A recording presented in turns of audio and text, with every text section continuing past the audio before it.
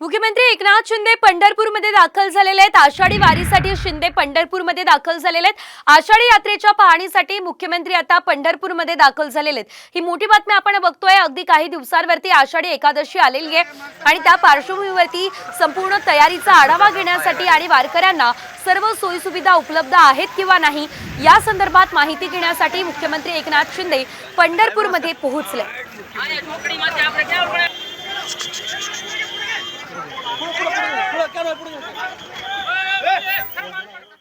आणि आता बातमी विशाळगडाची। विशाळगडावरील अतिक्रमणाचा मुद्दा चांगलाच पेटलेला आहे।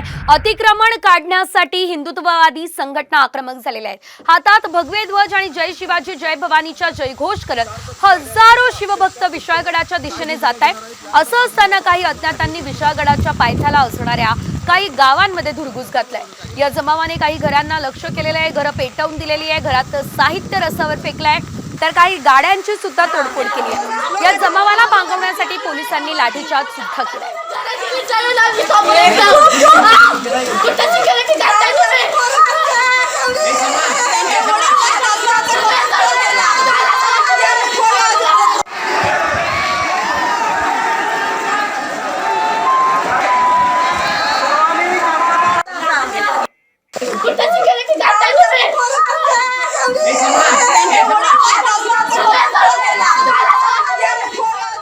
आली होती काय नेमकं केलं? 200 लोक सगळ्यांची घरं प्रत्येक हे बघा गाड्या बिड्या पलटी केल्या। फोन लावायला नेटवर्क आम्ही काय करणार सांगा, काय करणार सांगा। बघा घर पेटवलं बघा समोर बघा। आमचे संभाजी महाराज येणार होते त्यांचं आहे सगळे संभाजी महाराज अशी एकच जनतेचे आहेत काय?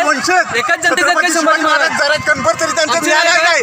शांतपणे करता आपलं सोबत शिवाजी महाराजांसोबत मुस्लिम समाज नव्हता काय? बायकासने घुसून मारताय तुम्ही, गडावरच्या बायकासने मारताय, ही लायकी तुमची? 4-5 जण